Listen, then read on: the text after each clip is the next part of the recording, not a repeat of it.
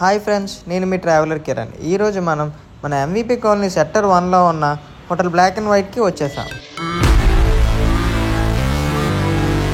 ఎంట్రన్స్లో లాబీ మాత్రం మంచి రాయల్ ఫీల్తో ఉందండి.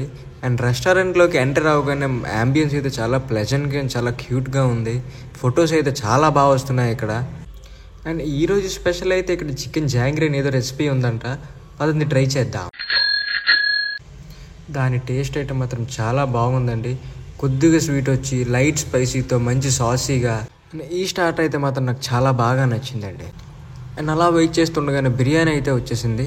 అండ్ ఇక్కడ మెయింటెనెన్స్ అయితే చాలా క్లీన్ అండ్ నీట్గా ఉందండి. అండ్ స్టాఫ్ కూడా చాలా ఫ్రెండ్లీగా ఉన్నారు.